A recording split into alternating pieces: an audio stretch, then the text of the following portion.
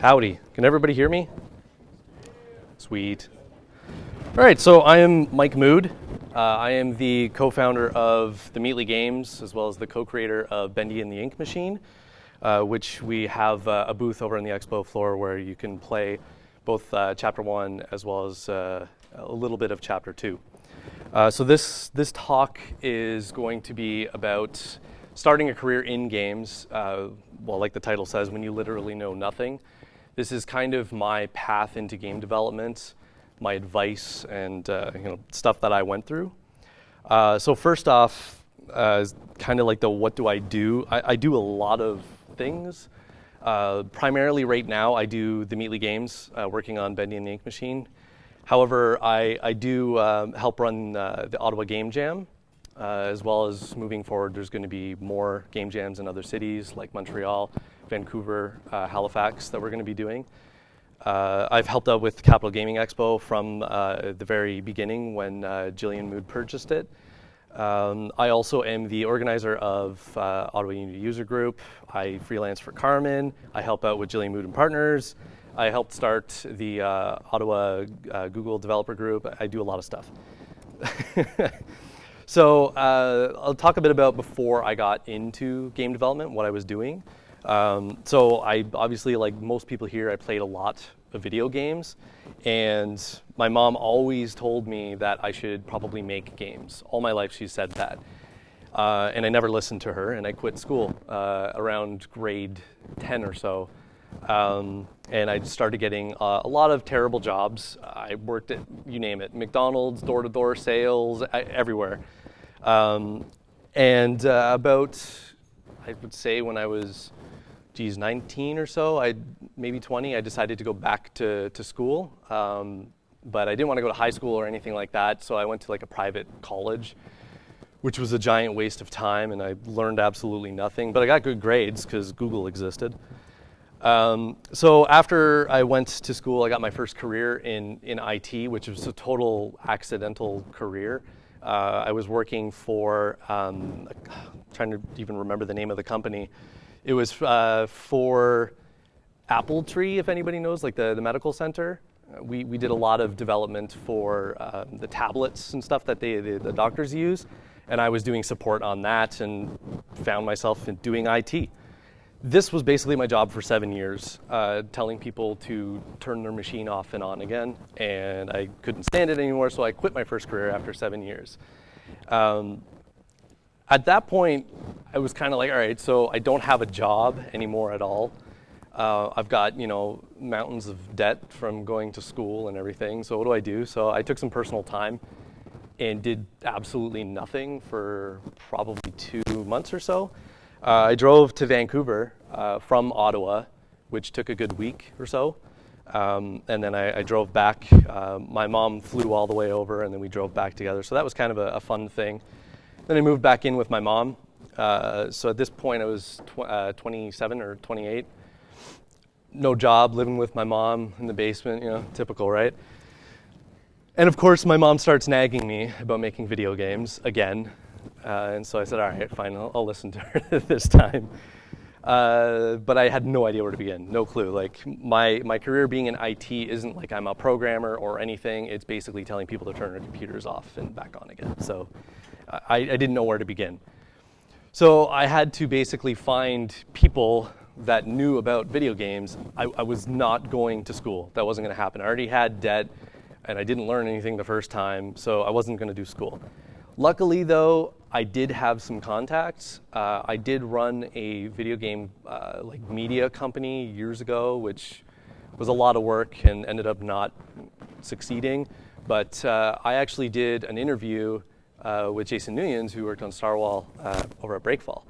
And so he was the person that I contacted, and I basically said, how do you make games? And he said, use Unity. Check it out. So I downloaded Unity on Christmas Day, 2013. Although I will say the first thing he said was, oh, you could read this book, you could read that book, and I wasn't going to read any books. I just wanted to know how to make games.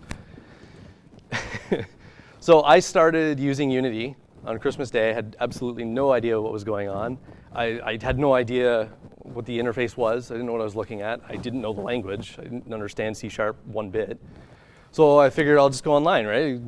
Find tutorials. They all sucked. They were really bad. It was basically for people that already know how to make games, and that wasn't helpful to me at all. So I went to the Unity website, which has this. Now looking back at it, it's a terrible game that you make, but it gives you all of the basics of making games, and it's super, super simple. Basically, you have a ball that you move around and you collect objects. That's basically a game. I mean, it's as simple as it gets, but at this point I'm thinking making games is easy now. Yeah, I just make a ball rolling around collecting some stuff and I'll make millions, right? It's super easy. And at that point it was just, I want to make games. All I cared about was just making games. I didn't want to learn everything right away. So then I said, oh, I'll go into the asset store. And Unity has an amazing asset store. It's like playing Lego with game development. You just take that, throw it all together. It's great. But I wasn't going to learn anything. There's no way I was going to learn anything from just taking assets and using them, throwing it together and saying, hey, look, I made a game. I didn't. I just played Lego. So my business partner, he's known as the Meatly. He makes webcomics about game development. And this is one of my favorite comics that he has made. He made a character called the Void Master, who basically says he has the answer to all questions and all problems, and the answer is learn. And that is very true. Going forward from this talk, you'll find out how I learned to become a game developer, and it's learning. And this is Google. Google is your friend, absolutely. Unity has a massive, massive community. It's huge. I mean, you go into Google, search Unity anything, you're going to find the answer. And 9 times out of 10, it's going to appear on the Unity answer forum, which has a million posts that has everything. So here we are. I have unlimited free resources to becoming a programmer and making games. I just saved myself a ton of money by not going to school and just using Google. So from here forward, the point for me for making games was to create something. Google it, implement it, repeat. Just make as much stuff as I possibly could to learn. So basically, I would prototype a very basic goal. It didn't matter what it was. So I'll run through a quick little how I would do it. So I'd say I want to create a first-person game where you shoot at things, right? So I would Google, how do you make a first-person player? You would find it on the Unity forums, probably by an asset. Don't do that. Find out how they coded it, and then rip apart that code. You don't have to understand it fully, but if you rip apart the code, you'll start to understand it. Then you would say, how do I shoot a bullet in first person? You'll find it. You'll even find a script. If you search that, the first post you find is going to have a script, how to do it. Implement that script, learn how it's used. And then how do I make bullets actually hit targets? Again, next thing you know, this is your game. You have a first-person shooter. It may not look that nice, but that's basically, Unity can get you to that point super, super quick. And I mean, anybody here that knows a little bit of programming could do this in under an hour easily. So prototype, prototype, prototype. At this point, I just downloaded Unity. I needed to figure out how to make games. I wasn't going to school. I didn't have a job. I had to do it quick. So I basically worked endless hours every single day. I would wake up, code, wake up, code. It's what I did every single day. And so I created close to about 100 prototypes in my first year. I did first-person shooters, flying games, driving games, top-down Diablo-esque style games, strategy games, you name it. I tried it. They all sucked, as you could see through some of the images. They were pretty terrible. But they were things, and they worked, and they were games that I made. But what I really learned through going through this process is that AI is extremely important in basically all of my games. Every single game that I worked on needed AI. And I was relatively new to programming, and this was a complex thing. I didn't understand how AI worked. So here we are once again, just go to the Unity Asset Store, download an AI, I'm good to go, everything's great, right? Didn't want to do that because I wasn't going to learn anything. And the whole point of this talk is to tell you that you could go to school. I don't suggest it. You can learn everything that you'll learn at school. You will learn it going through Google. So at this point, I knew I needed to create AI for basically every single game that I make. So if I started to create an AI, I will learn as I go. So I don't just download an asset, use it, and then forget it and never know how AI works. If I start to teach myself by Googling everything, how do I get an AI to see the player? How do I get it to move forward? Just Google everything. I will learn as I go. On top of that, I will have just created an asset that I can sell on the asset store. After that, I don't know, and then I'll just make money. That was the goal. Kind of worked that way. So I created an asset called Breadcrumb AI. This is approximately 6 months into learning game development. It was a kind of like a dynamic AI that did not use nav mesh, if anyone's familiar with it. It used rigid bodies, just physics and line of sight. It was pretty simple. It was really cheap. At the time, I think it was $15, and the closest one that was a robust AI was like $100, so it was great. And the way I designed it was that there was no coding necessary at all for the person who used it. You would just do everything in the inspector, you just select what you want, and it would all just work out of the box. Also, at the time, it worked with Unity free. That means nothing now. Like, no one here probably even knows what that means. But back then, Unity Pro had a lot of features that Unity free did not have, but that's not really the case anymore. So at the time, I marketed it like that and said, oh, it works with Unity free, and it worked. And it became popular quick. Then it went on sale. Unity actually contacted me directly and said, hey, we want to put your asset on sale.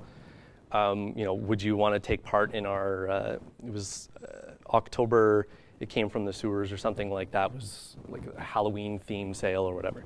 So I was like, yeah, sure. And it was like three weeks away. And my asset was like very simple. Like, it was a bunch of like capsules moving around. It didn't look nice.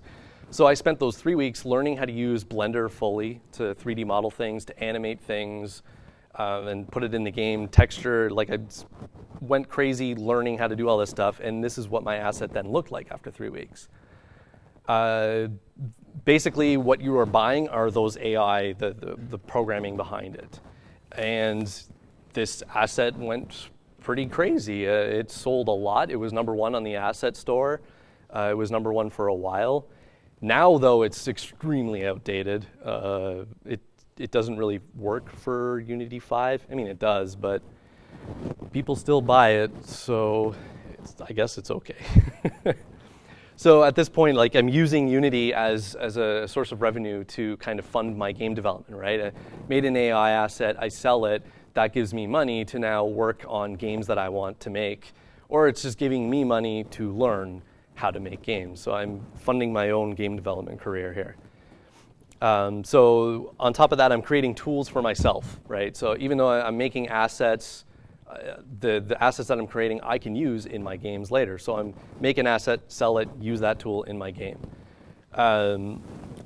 In order to do that, though, you have to generalize those tools, because somebody who wants to get an AI asset, if it doesn't work in a first-person game, but it works in a top-down game, then it's no good, right? So you need to make it work for anything, which is a chore to begin with, because you will get emails after emails of people saying, oh, I wanted to do this, I wanted to do that, and then your job becomes basically support, which is what I left my career doing.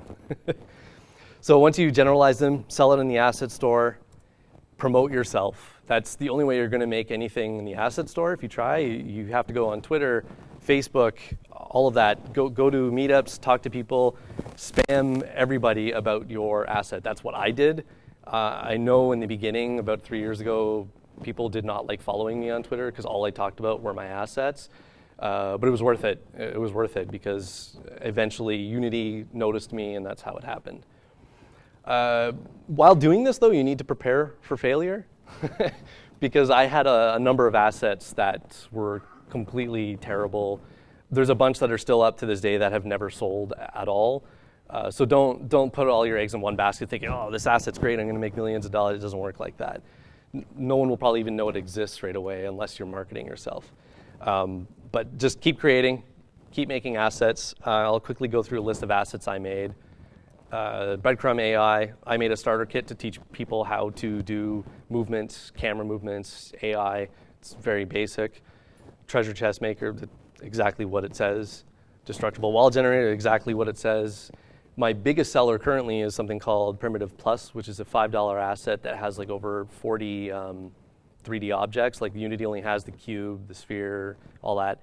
But I made like 40. I made a mesh for all of them, and I don't know, people like it, so whatever.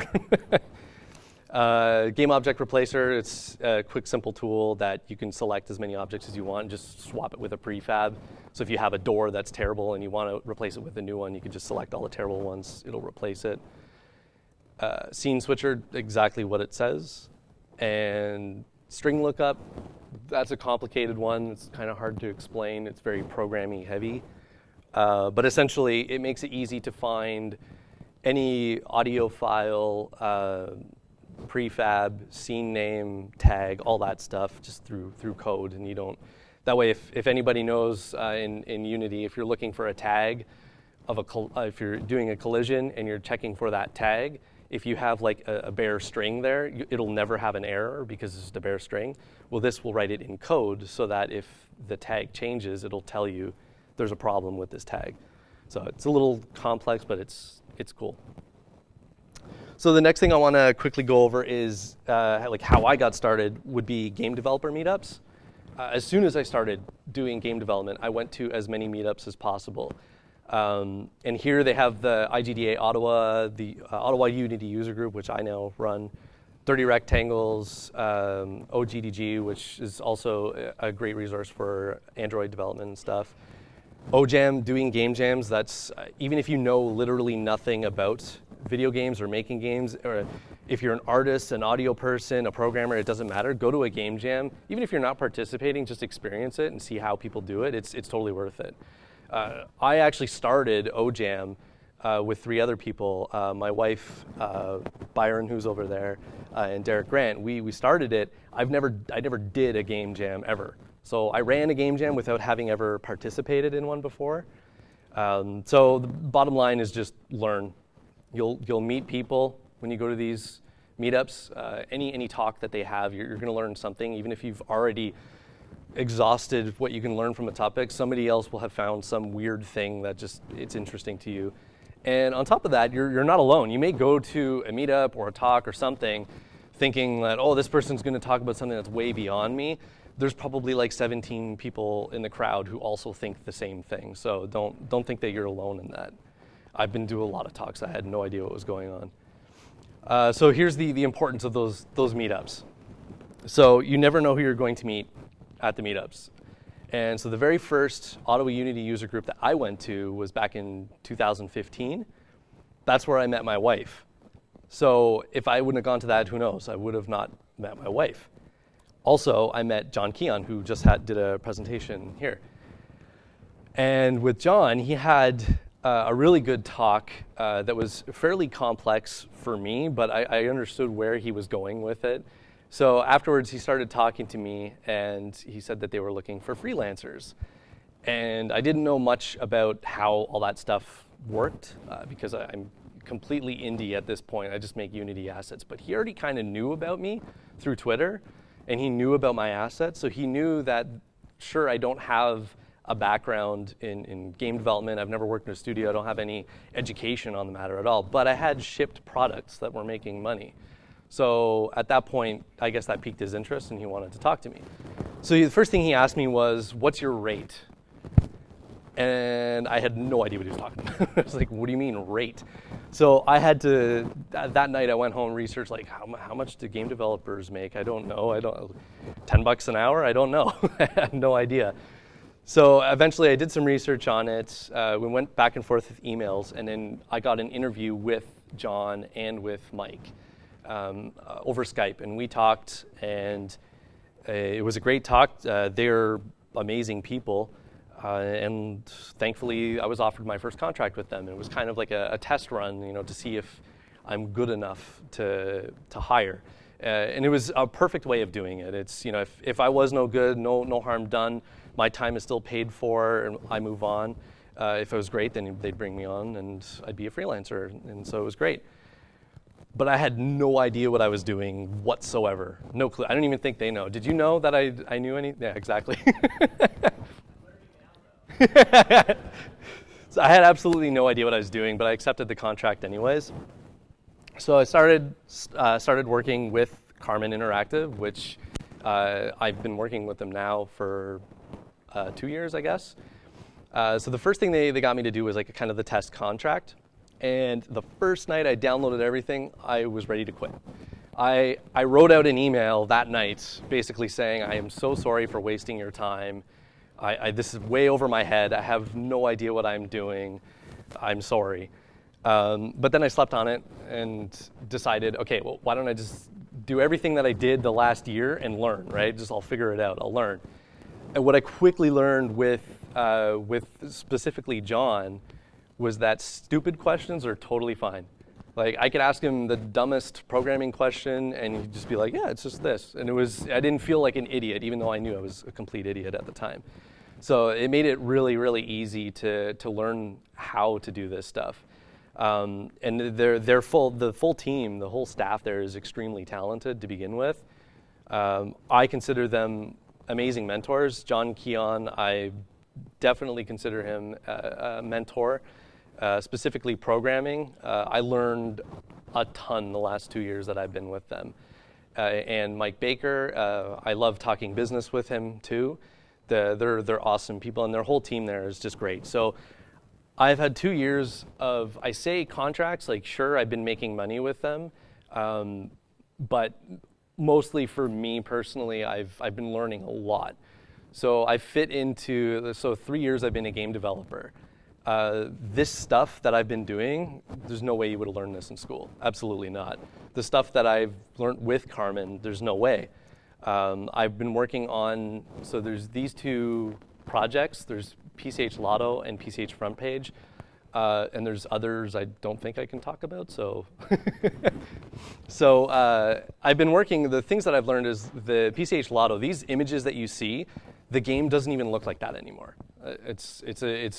There's a lot of changes that have happened over time. So the first thing I learned is developing a product that's kind of ongoing.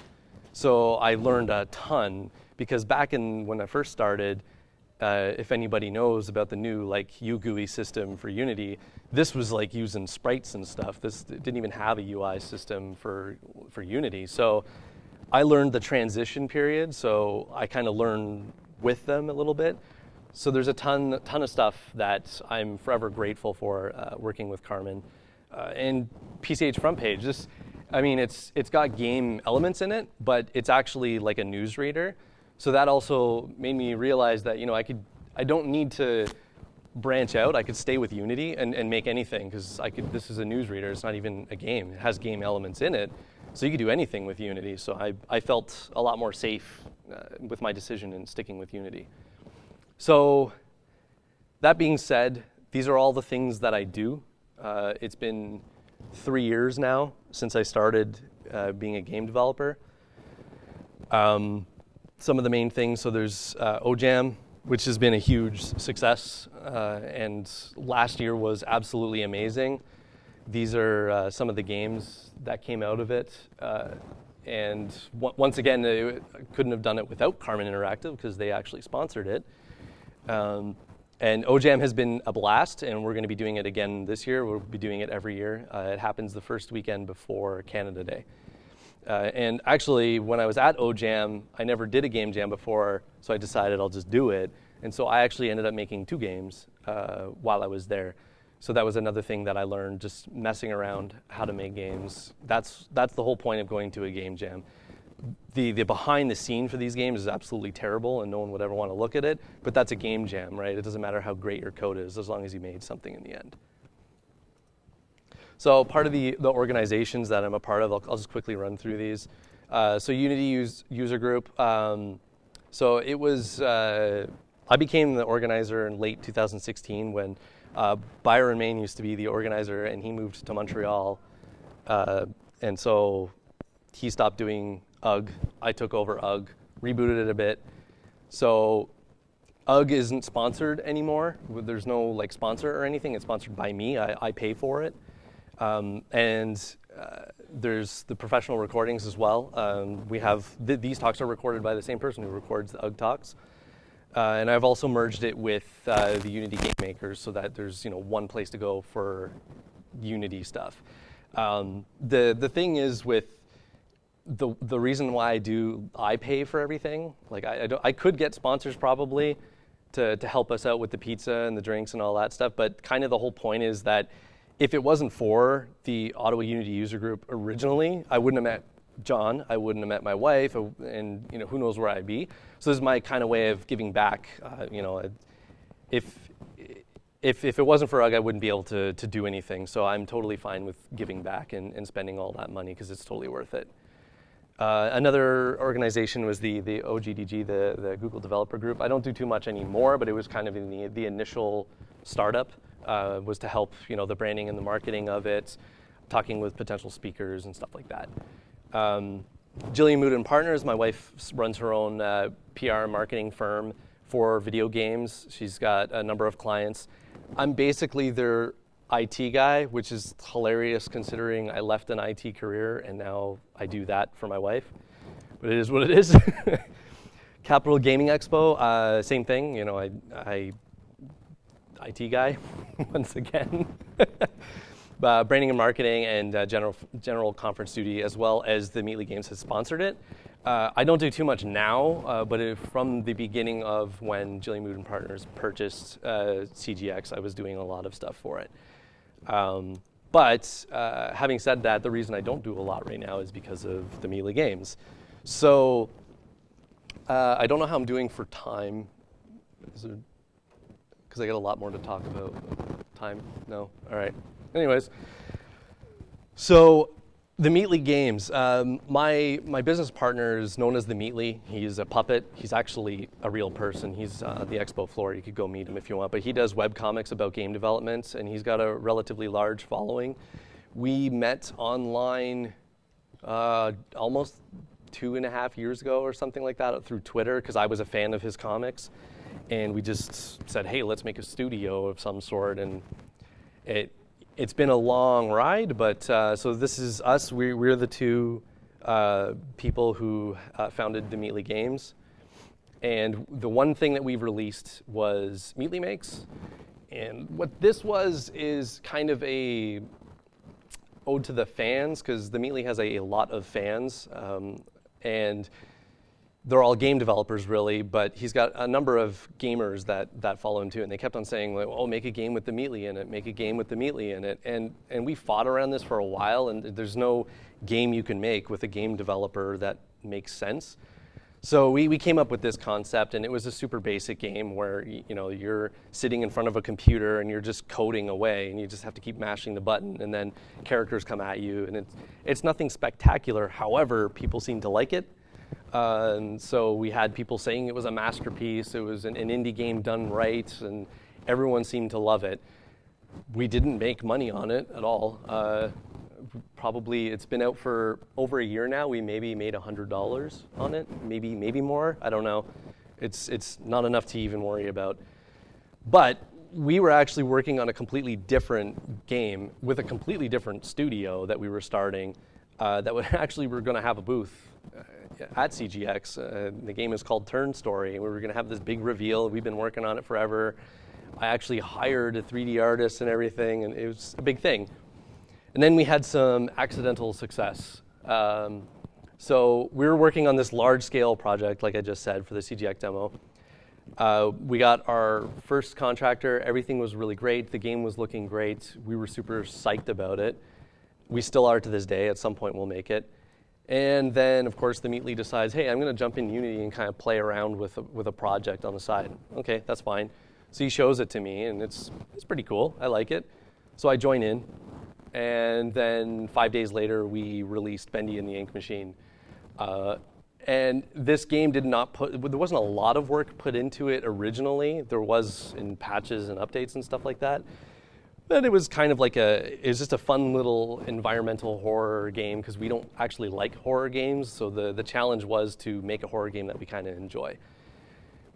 And then the internet exploded once we released it. And if you go on YouTube and you search Bendy and the Ink Machine and you look at like view counts of videos, there's well over 40 million people who have viewed this game. And everyone seems to love it. So we kind of had to cancel our plans, and and so now we are making Bendy and the Ink Machine. I don't have too much to say about it, but if you really want to play it, we do have a booth at the expo, and you can play it. We have Chapter 1 and Chapter 2. It's like I said, it's a horror game, but it's a puzzle action adventure kind of game.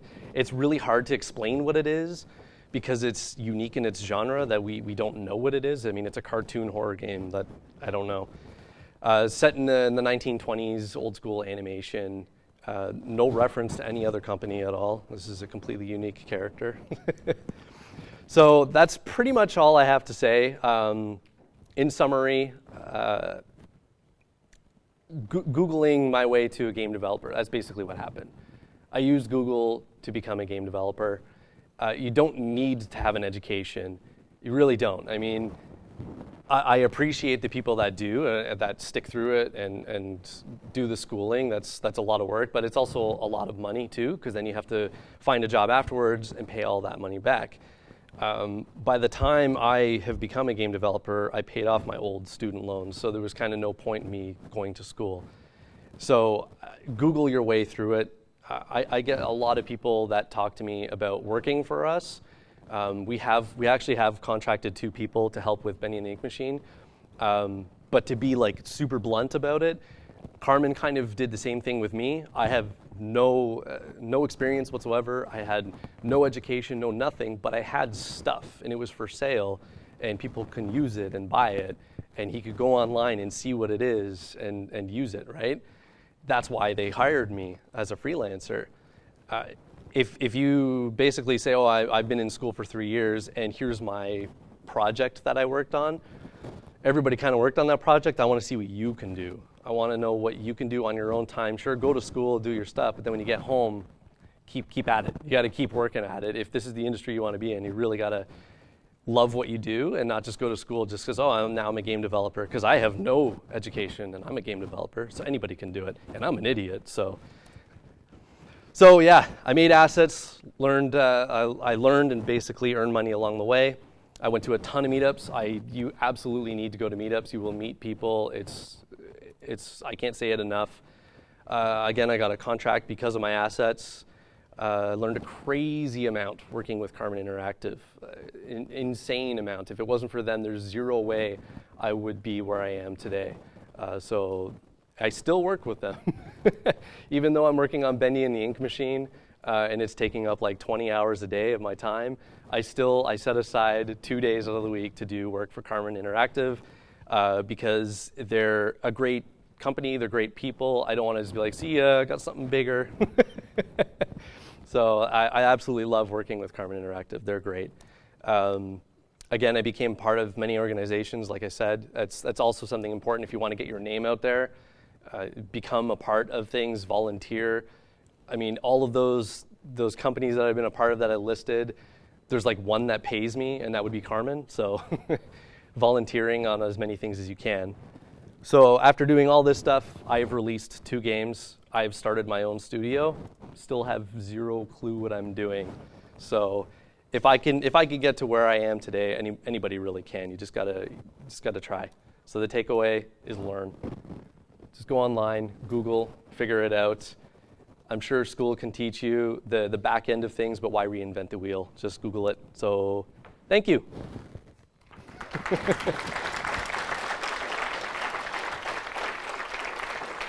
I don't know how quick I ran through that because last time it was really long. But do I have time for questions? Yeah. Okay. All right. Sure. I'll take questions if anybody has any.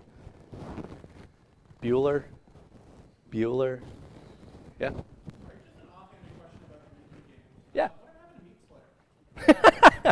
Oh wow! I'm surprised anybody even knows about that. I'm waiting for that for 2 years. I'm sure it's probably in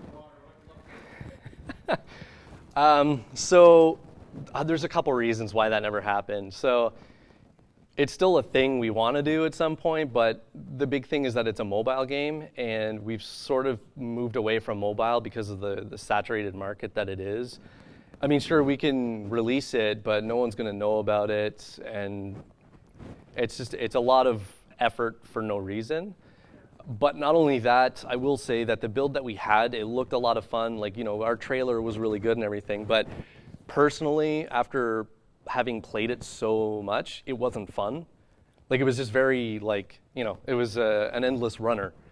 And that was it, right? Like, sure, there was a boss in it, but it was kind of not fun. And I don't want to release something that's not fun. So, yep. Maybe someday. We'll see, though. Anyone else?